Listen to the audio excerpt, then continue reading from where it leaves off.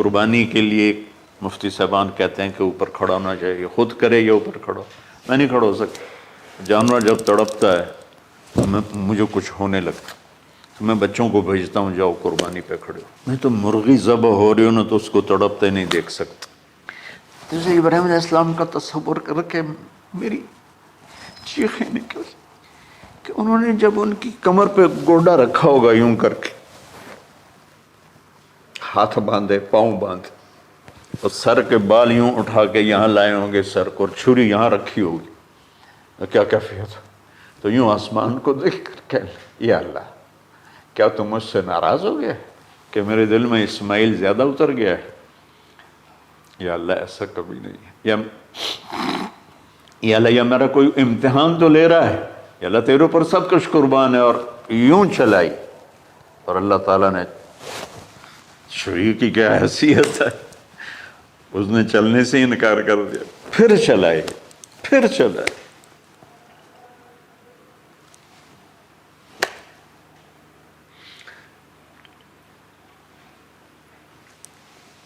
بعضی کتابوں میں ہے تو صحیح، لیکن روایت کی کتنی حیثیت ہے وہ تو مجھے نہیں پتا، لیکن چونکہ یہ ایک تاریخی چیز ہے کہی جا سکتی ہے۔ کہتے ہیں پھر گئے اور چھری کو تیز کیا پتھر پر، تیز کر کے جب آئے نا اور بال پکڑے، آسمان کے فرشتے 2 دفعہ روئے ہیں انسانی تاریخ میں، آسمان کے فرشتے 2 دفعہ روئے ہیں انسانی تاریخ میں۔ ایک جب ابراہیم علیہ السلام نے ان کی کمر پہ اپنا گھٹنا رکھا کہ سر کے بال پکڑ اور چھری پکڑ کے یہ کہا یا اللہ تم مجھ سے ناراض ہو گیا، تو آسمان کے فرشتوں کی چیخیں نکل گئی۔ اور ایک جب اللہ کے نبی کو طائف میں پتھر پڑے کہ اللہ من یشکو الیک ضعف قوت، تو آسمان کے فرشتوں کی چیخیں نکل گئی۔ جب ہمارے نبی کو طائف والوں نے مارا اس پر، یہ 2 دفعہ آسمان کے سب فرشتے روئے۔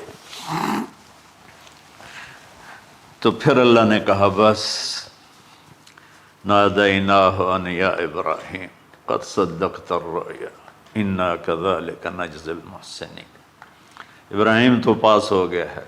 چھری چل گئی، اور آنکھوں پر تو پٹی تھی، چھری چل گئی، پٹی کھولی تو سامنے کبش تھا، دمبا اور اسماعیل اور جبریل کھڑے ہوئے تھے۔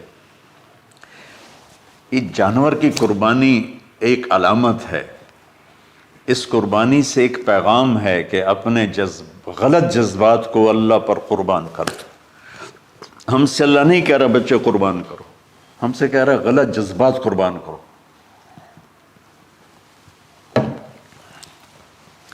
ہم سے اللہ کہہ رہا ہے اپنے جذبات کو دبا دو جو تمہیں اللہ اس کے رسول سے دور کرتے ہیں، ان پر چھری چلاؤ۔ جو اللہ اس کا محبوب کہتا ہے ان کو کرنے کے لیے بھی اپنے جذبات پہ چھری چلاؤ۔ سچ بولنے کے لیے چھری چلانی ہے تو چلاؤ اپنے جذبوں پر۔ اب اس کو پھیلا دو۔ ساری شریعت میں اللہ نے جو احل حلالا، جو اس نے کہا ہے یہ کرنا ہے، اس کے لیے اپنے جذبات قربان کر دو۔ وحرم حراما، اور جو کہتا ہے نہیں کرنا اس کو چھوڑنے کے لیے اپنے جذبات قربان کر دو۔ تو یہ ہے قربانی کی اصل حقیقت۔ جانور دمبے ذبح کرنا تو اس کی ایک علامت ہے، اس کی ایک علامت ہے کہ ہم، میرے نبی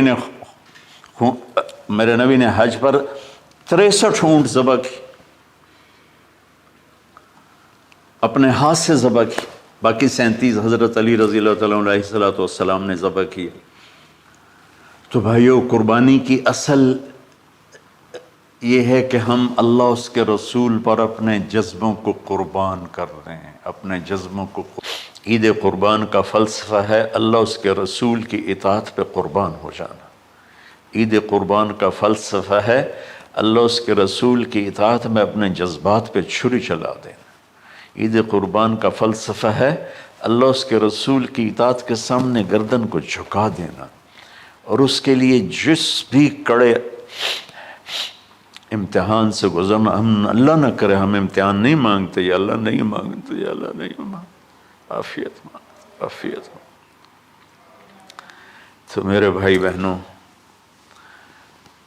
ہم اللہ کی بارگاہ میں جھکے، ہم اللہ کی بارگاہ میں جھکیں، اس کے رسول کی بارگاہ میں جھکیں، تاکہ ہمارا یہ جہان بنے وہ جہان